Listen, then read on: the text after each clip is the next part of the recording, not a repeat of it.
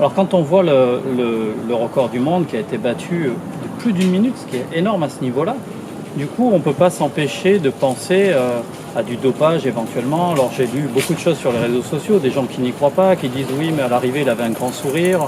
Est-ce que la science elle peut permettre de détecter s'il y a eu du dopage et puis ton avis en fait là-dessus? Bon, je dirais, il n'y a pas que la science. Toi-même, Jean-Pierre, tu m'as mis sous le nez 10 marathons qu'il a fait en moins de 2h06, nonobstant celui de 2h08 des Jeux Olympiques. Bien, on sait que c'est complètement stratégique.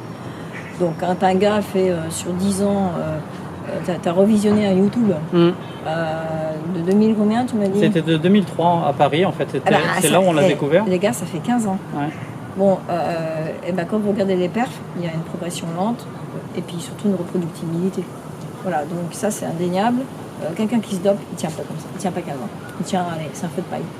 Ou alors il faut savoir sacrément bien doser les choses. Bon, déjà ça, la constance de la perf sur 15 ans, c'est un signe. Après, il y a la constance, la consistance des perfs, la cohérence des perfs du 1500 au marathon.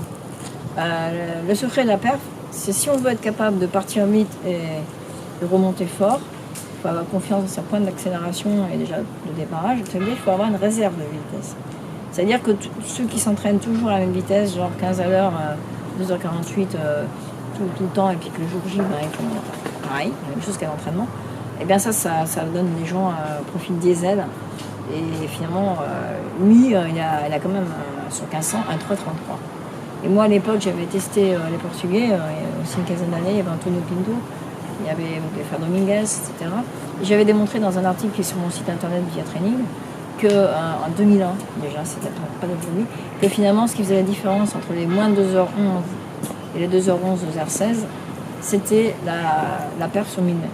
En fait, ce qui est discriminant entre les très bons et excellents marathoniens, c'est la pointe de vitesse. De même que chez Usain Bolt, ce qui fait la différence, à contrario, c'est son VO2 max, puisqu'en fait, lui, il ne perd pas la vitesse sur un 100 mètres, parce qu'il a déjà un VO2 max tellement important qu'il est déjà capable de fournir du 20 à l'heure sans toucher à la phosphocréatine.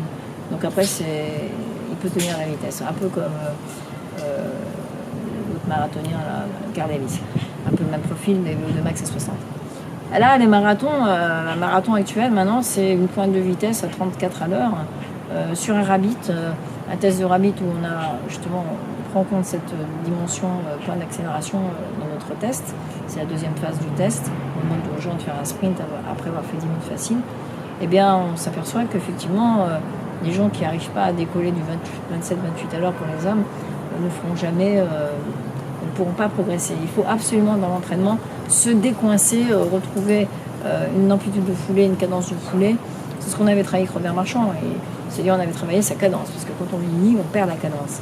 Et à vélo, il ne pouvait pas monter au-dessus de 60 coups minutes. Donc on a retravaillé 70, 75 coups minutes. En course à pied, on est à 80 coups minutes. Mais quand on vieillit, on est un peu moins. Donc tout ça pour dire que la vitesse et la fréquence, voilà, l'amplitude de la foulée.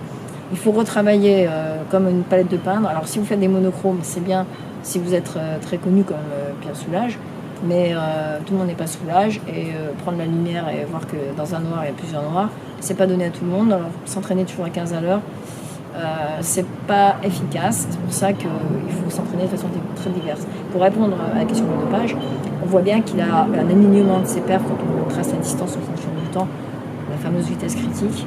On voit qu'il y a un alignement des planètes, c'est la mode, mais non, des perfs. Du 1500, il y a une cohérence entre le 1500, le 3000, voilà. Le 5000. Et ça, c'est pareil, il les a faites sur plusieurs années. Oui. Voilà, donc ça, c'est un signe. Donc reproductibilité, consistance. Voilà. Après, on peut toujours douter de tout, hein. Mais c'est pas ça qui fait avancer les choses. Moi, je préfère douter de mes connaissances, me dire on ne sait encore rien. Et j'insiste sur le fait que l'entraînement, on ne connaît encore rien. Et la nouvelle voie à explorer dans l'entraînement, c'est l'accélération. L'accélération, comme disait Newton, c'est la force. Voilà. La force, c'est être capable d'accélérer une masse. De 1 kg d'une accélération, 1 mètre seconde moins 2, c'est la définition du Newton. Il faut travailler en accélération, décélération. Et on voit bien dans la course, hein, il accélérait au départ, décéléré. Donc, et puis il ne faut pas oublier qu'à l'entraînement, la décélération est aussi efficace, on en reparlera, que l'accélération. Enfin, pour décélérer, il faut d'abord accélérer.